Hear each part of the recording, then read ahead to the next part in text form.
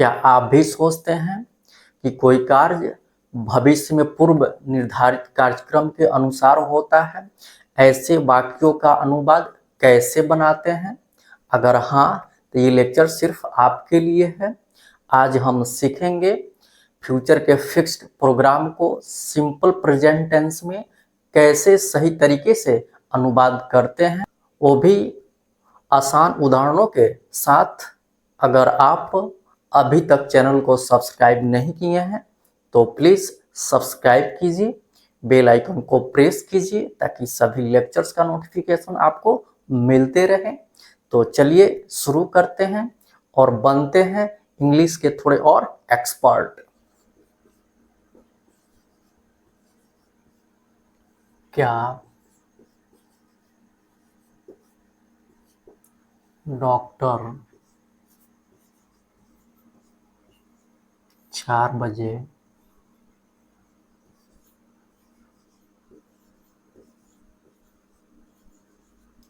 Clinic में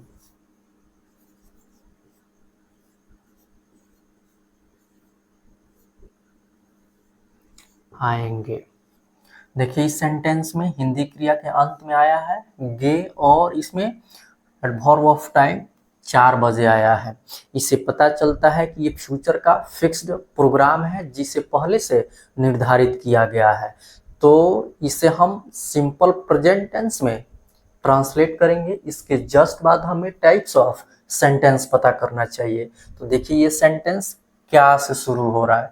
तो जितने भी हिंदी वाक्य क्या से शुरू होते हैं वह सब yes no type interrogative sentence होते हैं। जैसे ये पता चले इसका जो भी स्ट्रक्चर है हमें याद आ जाना चाहिए। क्या है structure? Do does plus subject plus V1 plus object plus note of interrogation. तो चलिए इसे ट्रांसलेट करते हैं। तो सबसे पहले हमें यहाँ पे डू या डज का प्रयोग करना है। तो हम खुद से ना डू का प्रयोग कर सकते हैं और ना ही डज का प्रयोग कर सकते हैं। इसके लिए सब्जेक्ट चाहिए। सब्जेक्ट ही बताता है कि यहाँ पे डू का प्रयोग होगा कि डज का प्रयोग होगा। यहाँ पे सब्जेक्ट क्या है? डॉक्टर, जो थर्ड पर्सन सिंगुलर नंबर है। और हम जानते हैं कि सिंगुलर सब्जेक्ट के साथ सिंगुलर वर्ब का प्रयोग होता है। और हम लास्ट लेक्चर्स में ये पढ़ चुके हैं कि does third person singular number होता है जिसका प्रयोग subject he, she, it and singular number के साथ होता है। तो यहाँ पे होगा डज, उसके बाद सब्जेक्ट डॉक्टर, तो डॉक्टर,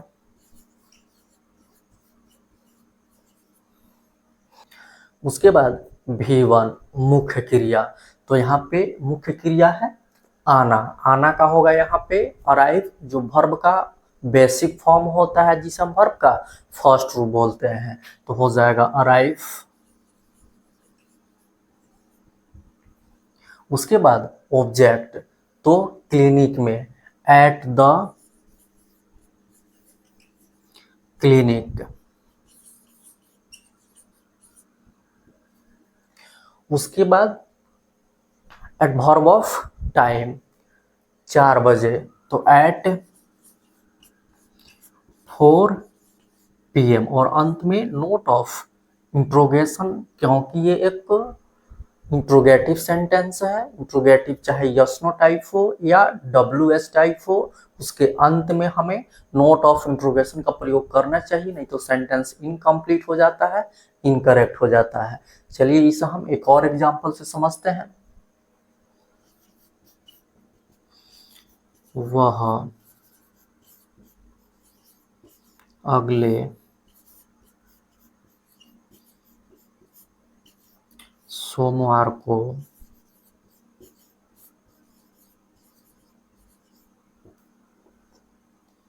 लंदन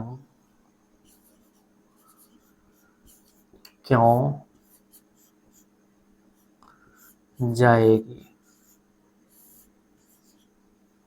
तो देखिए, इस सेंटेंस में हिंदी क्रिया के अंत में आया है गी और यहाँ पे एडवर्ब ऑफ टाइम अगले सोमवार आया है। इससे पता चलता है कि ये फ्यूचर का फिक्स्ड प्रोग्राम है जो पहले से निर्धारित है। तो ऐसे वाक्यों का अनुवाद हमें सिंपल प्रेजेंट टेंस में करना चाहिए। इसके जस्ट बाद हमें टाइप्स ऑफ सेंटेंस पता करना है। तो देखिए इस सेंटेंस में WH वर्ड क्यों आया है। इसे पता चलता है कि ये sentence WH type interrogative sentence है।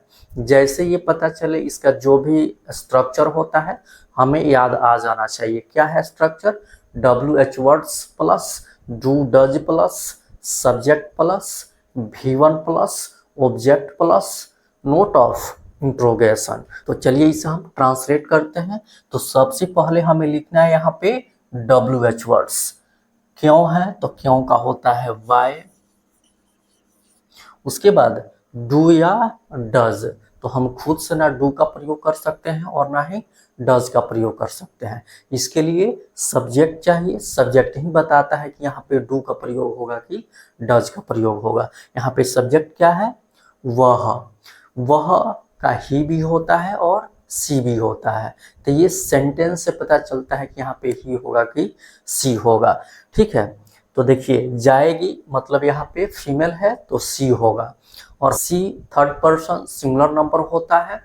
और हम जानते हैं कि सिंगुलर सब्जेक्ट के साथ सिंगुलर वर्ब का प्रयोग होता है। लास्ट लेक्चर्स में हम ये पढ़ चुके हैं। डज जो होता है ये सिंगुलर होता है जिसका प्रयोग subject he, she, it and singular number के साथ होता है। तो यहाँ पे होगा डज, उसके बाद सब्जेक्ट सी, फिर V1 मुख्य क्रिया। तो यहाँ पे जाना मुख्य क्रिया है। जाना का गो होता है जो वर्ब का बेसिक फॉर्म होता है जिसे हम वर्ब का फर्स्ट रूप बोलते हैं, तो हो जाएगा गो।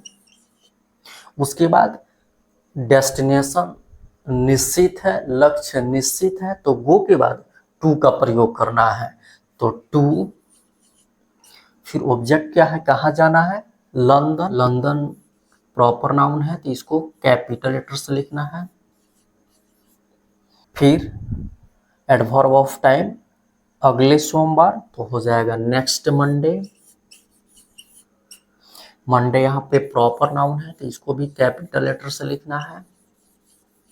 और अंत में नोट ऑफ इंट्रोगेशन, क्योंकि ये इंट्रोगेटिव सेंटेंस है। इंट्रोगेटिव चाहे यस नो टाइप हो या WH टाइप हो, उसके अंत में हमें नोट ऑफ इंट्रोगेशन का प्रयोग करना चाहिए, नहीं तो सेंटेंस इनकम्प्लीट हो जाता है, इनकरेक्ट हो जाता है।